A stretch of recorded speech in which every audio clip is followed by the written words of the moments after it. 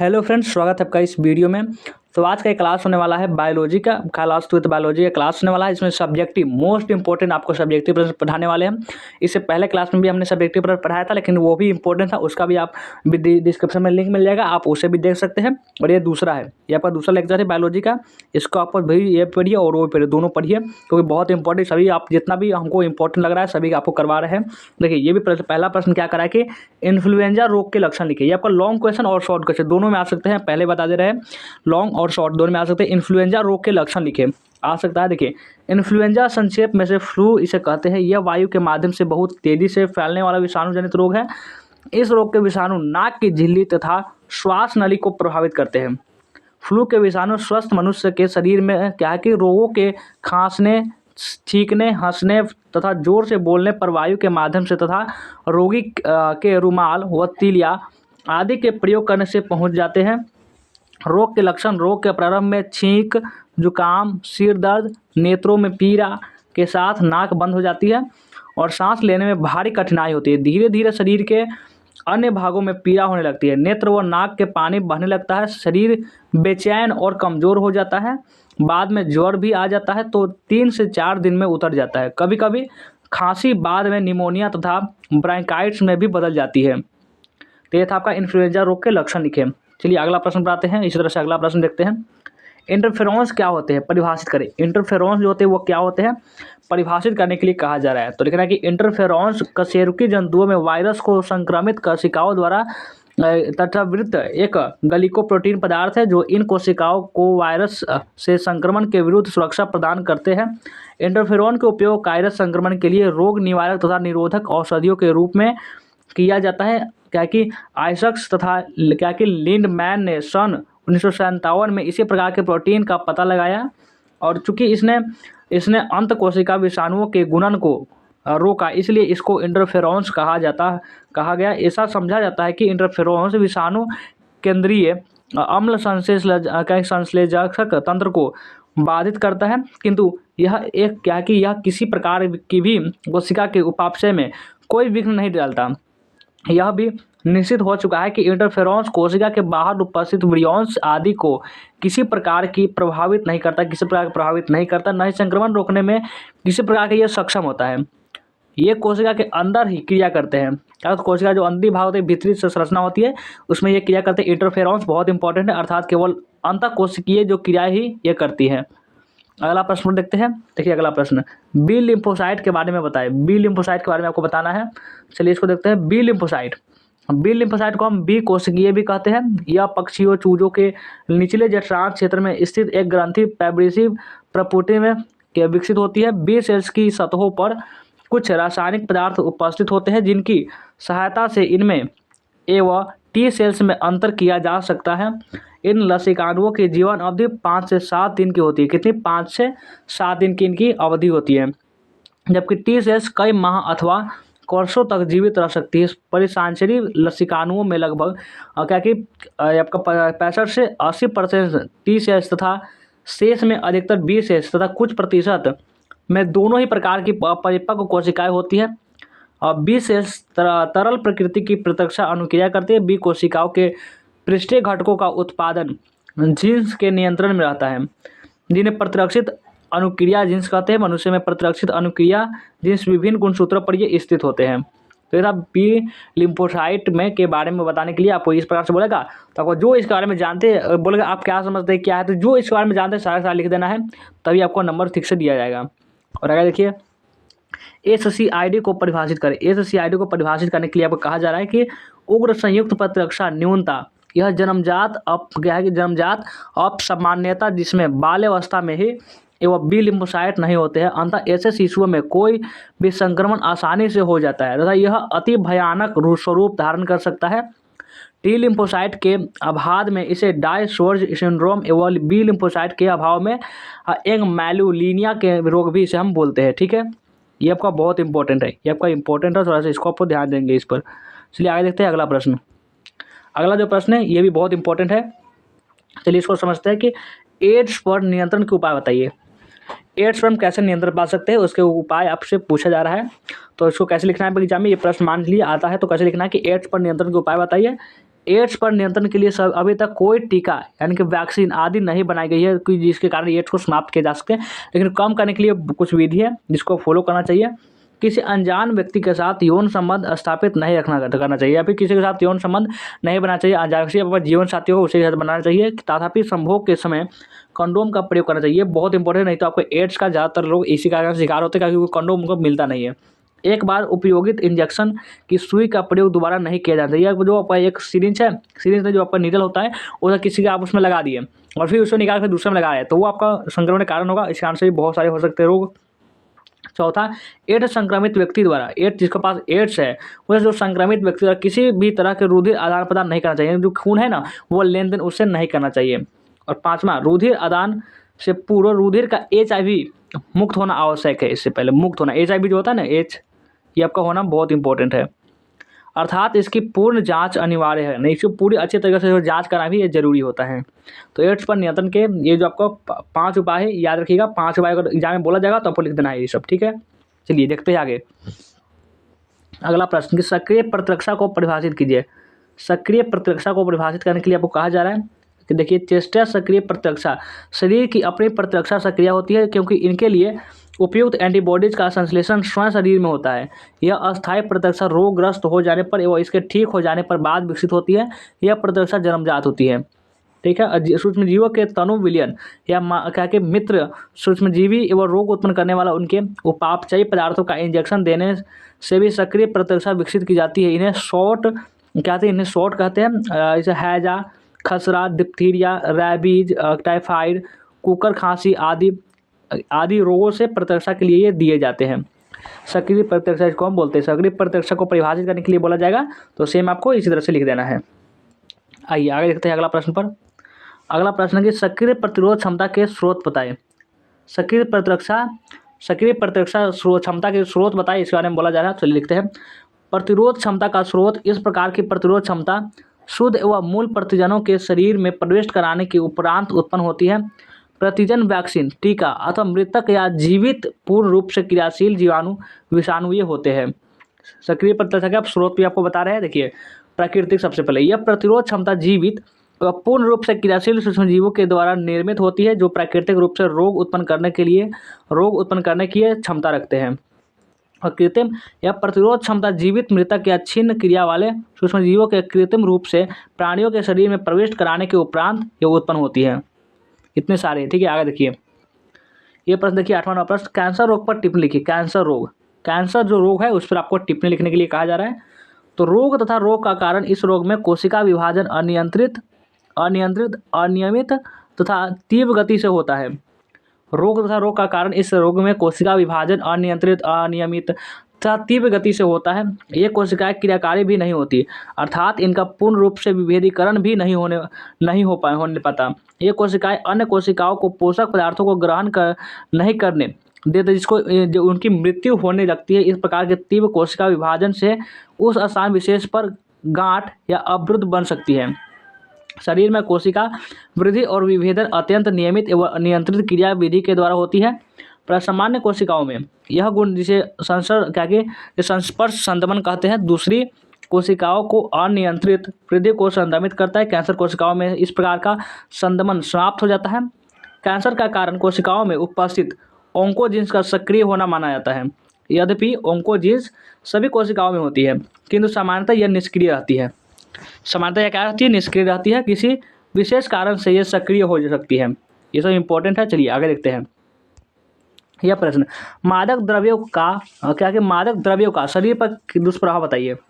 मादक द्रव्यों का शरीर पर दुष्प्रभाव आपको बताने के लिए कहा जा रहा है। देखिए, सभी मादक पदार्थ मनुष्य के लिए अत्यंत हानिकारक होते हैं क्योंकि मनुष्य धीरे धीरे इनका आदी हो जाता है और बाद में इच्छा होने पर भी सरलतापूर्वक इन्हें नहीं छोड़ पाता। ये इसके कारण होती है। प्रत्येक मादक पदार्थ मनुष्य के मस्तिष्क एवं स्नायिक स्थान पर सीधा प्रभाव डालता है। अंततः इसके प्रयोग से उसकी कार्य क्षमताओं में गिरावट आने लगती है और सने सने उसका शरीर जर्जर होता चला जाता है। वह समय से पहले ही स्वास्थ्य गंवा बैठता है, यानी कि वो आपका 50 साल का है, वो पूरा 80 साल का बूढ़ा हुआ दिख रहा है। तो इस प्रकार से हो जाता है और कम आयु में वृद्ध प्रतीत होने लगता है। वो ऊपर से दिखाई देने वाली फुर्ती व उत्तेजना अंदर ही अंदर शरीर को वह कमज़ोर व खोखला बनाती रहती है। ये होता है मादक द्रव्यों का शरीर पर दुष्प्रभाव, जो आपको कभी भी मादक द्रव्यों का सेवन नहीं करना चाहिए, किसी भी हाल में नहीं करना चाहिए। फिर तो व्यक्ति भोजन की अपेक्षा मादक पदार्थ को ही अधिक महत्व देने लगता है, यानी वो भोजन नहीं खाएगा लेकिन मादक पदार्थ का सेवन जरूर करेगा, इस तरह हो जाती है। इससे उसका स्वास्थ्य तो नष्ट होता ही है, उसके धन की भी बहुत हानि होती है तथा नैतिक पतन होने लगता है, वह बिल्कुल विवेक शून्य हो जाता है। विभिन्न मादक पदार्थ स्वास्थ्य पर विभिन्न प्रकार के बुरा प्रभाव डालते हैं। कई बार तो यकृत, गुर्दे आदि शरीर के विशिष्ट शोधक अंग ही विकृत व रोग हो जाते हैं। अधिकतर लोगों में इनके रोग का स्वरूप लाइगेज होता है। आगे देखते हैं, ये देखिए कि सिफिलिस रोग पर टिप्पणी लिखिए। सिफिलिस रोग पर टिप्पणी, रोग के बारे में बहुत इंपॉर्टेंट जो है, इसमें आपको लॉन्ग क्वेश्चन में आते हैं। ज़्यादातर बात करें तो रोग के बारे में ही आपको इंपॉर्टेंट प्रश्न में पूछे आते हैं, जो आपका लॉन्ग क्वेश्चन वाला आता है उसमें। देखिए इसका आंसर कैसे लिखना है कि सिफिलिस रोग पर टिप्पणी लिखने की अगर बोला जाए तो आतशक या उपदंश, सिफिलिस ट्रेपिनोमा क्या कि पैलिडम नामक जीवाणुओं द्वारा होने वाला रोग है। इस रोग में जनन तंत्र के विभिन्न भागों में घाव हो जाते हैं जो ठीक नहीं होते। शरीर के अन्य भागों में रोग के विभिन्न प्रभाव पड़ते हैं। उपचार के रूप में प्रतिजैविकों का प्रयोग कराया जाता है इसमें। और रोग से बचाव के लिए कुछ है, चलिए इसको देखते हैं। और संक्रमित व्यक्ति के साथ यौन संपर्क नहीं रखना चाहिए। जो भी संक्रमित व्यक्ति इसमें कुछ ना कुछ हो रखा है उसके साथ यौन संपर्क नहीं रखना चाहिए। साथ ही सामान्यतः यौन संपर्क में निरोध यानी कि कंडोम का प्रयोग करना चाहिए, ये भी आपको इंपॉर्टेंट है। दूषित इंजेक्शन की सुई का प्रयोग नहीं करना चाहिए। हम बहुत बार बताते हैं, हर लेक्चर में इसका जिक्र करते हैं। संक्रमित व्यक्ति का रूधिर किसी अन्य व्यक्ति को नहीं चढ़ाना चाहिए, नहीं तो वो भी जो उसके पास होगा तो वो उसके पास चला जाएगा। और अगला प्रश्न है, अर्जित प्रतिरक्षा किस प्रकार के से प्राप्त की जाती है। जो अर्जित प्रतिरक्षा होती है वह किस प्रकार से प्राप्त की जाती है, तो असंक्रमणता प्राप्त करना, इंजेक्शन लगाकर अथवा अन्य किसी विधि से रोगाणुओं द्वारा उत्पन्न पदार्थ अथवा रोगाणुओं को ही स्वस्थ शरीर में प्रविष्ट करा दिया जाता है। इससे शरीर में स्वतः ही प्रतिरक्षी पदार्थ जो होती है वो उत्पन्न हो जाते हैं, जिनसे उन विशेष रोगों को रोका जा सकता है। और देखिए अगला, BCG या DPT चेचक आदि के टीके द्वारा असंक्रमणता शिशु अवस्था में अर्जित की जाती है। क्या इसी प्रकार पोलियो की दवा पिलाकर असंक्रमणता अर्जित की जाती है। तो ये था, इसको आप समझ चुके होंगे कि अर्जित प्रतिरक्षा किस प्रकार से प्राप्त की जाती है। अगला प्रश्न है कि मलेरिया से बचने के उपाय ये क्या है। मलेरिया आपका हमारे हो जाए, इसका कैसे बच सकते हैं, इसके बचने के कौन कौन से उपाय हैं, चलिए इसके बारे में हम देखेंगे आज हम। चलिए मलेरिया उपचार, इसके बात करें तो उपचार में रोगी को पूर्ण विश्राम देना चाहिए। पूर्ण विश्राम, कुनैन ही इस रोग की एकमात्र औषधि समझी जाती है, जो लगभग सभी दवाओं में किसी न किसी रूप में होती है, कुछ चिकित्सक इंजेक्शन लगाकर भी इसका सफल इलाज करते हैं। और ये बचने के उपाय, देखिए बचने के उपाय कौन कौन से। इस रोग में रोगी को कुनैन, कैमोमिन या पेल्यूरिन आदि औषधियों को खिलाना चाहिए। ये सब मलेरिया नाशक दवाएं हैं। दूसरा, मच्छरों का नाश करना आवश्यक है। अंततः गंदे वाले कूड़ेदानों तथा गड्ढों में जरा मच्छर अंडे देते हैं, मिट्टी का तेल छिड़क देना चाहिए वहाँ पे। मिट्टी का जो तेल होता है ना, मिट्टी वाला तेल, उसको छिड़क देना चाहिए वहाँ पे, ताकि उसका नाश हो जाए, जिससे मच्छर अथवा उनके अंडे वही नष्ट हो जाए। तथा घरों में या अन्य स्थानों में भी जहाँ मच्छरों के निवास या संदेह हो, DDT का या अन्य दवाओं को छिड़ककर मच्छरों का नाश करना चाहिए, इतना इंपॉर्टेंट होता है। चलिए आगे देखते हैं।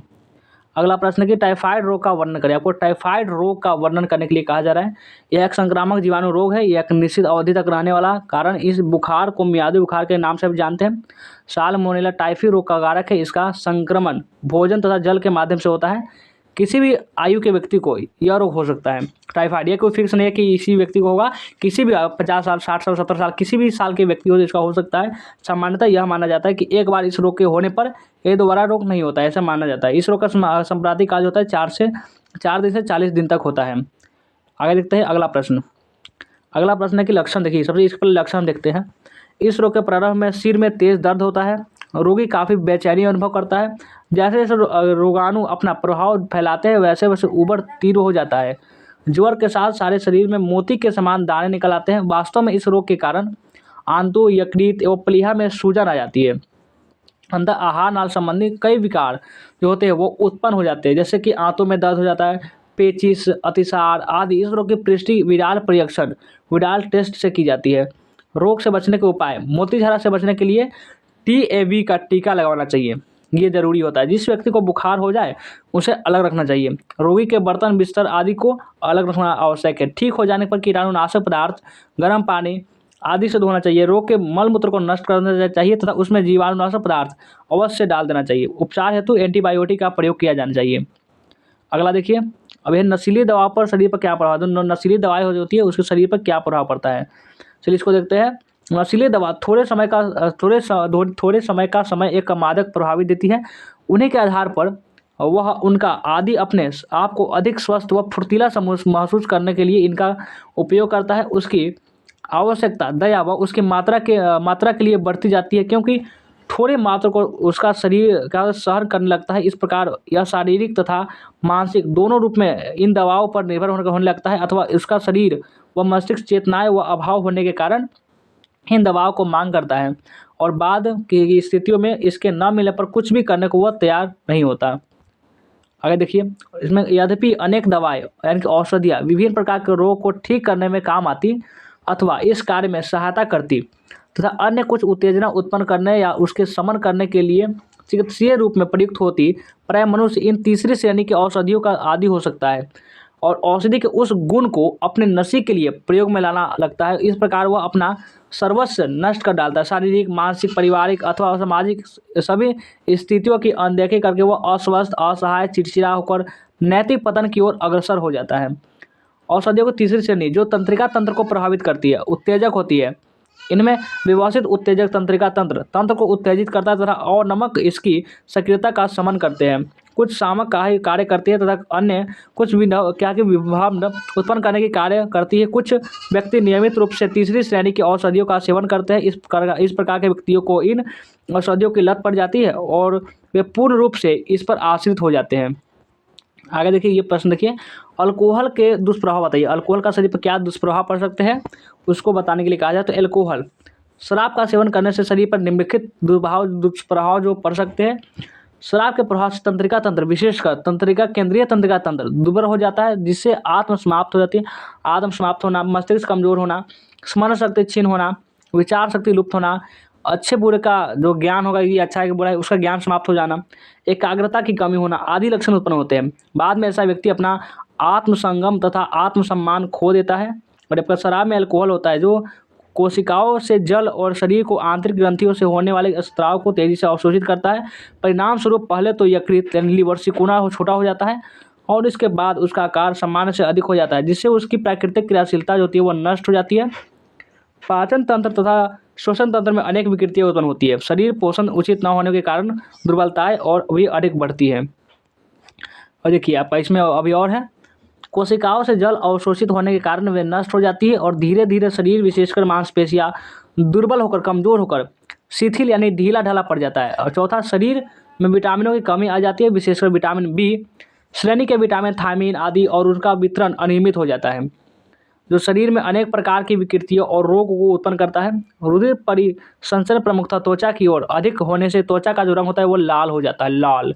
वास्तव में इन स्थानों को रुधिर कोशिकाएं चौड़ी हो जाती है, अंततः इन स्थानों पर ताप अधिक हो जाता है। और छठा, भावनात्मक यथी बढ़ी हुई दिखाई देती है, तो किंतु शीघ्र ही उसमें आक्रामकता झलकने लगती है, इसके बाद वह गिरना संपर हो जाता है। यह प्रश्न देखिए, अगला प्रश्न है कि टिटनेस किस प्रकार शरीर में प्रवेश करता है। जो टिटनेस होता है वह शरीर में किस प्रकार प्रवेश करता है, यह भी इंपॉर्टेंट प्रश्न है। टिटनेस एक अत्यधिक भयंकर एवं घातक रोग है, जिसमें अधिकांश व्यक्तियों की मृत्यु हो जाती है। यह रोग एक विशेष प्रकार के जीवाणु क्लैड्रिस्टियम टिटैनी यानी कि क्लोस्ट्रिडियम टिटैनी के शरीर में प्रवेश करने से होता है। टिटनेस रोगाणु मुख्य रूप से घोड़े की लीद, गोबर तथा खाद में पाया जाता है।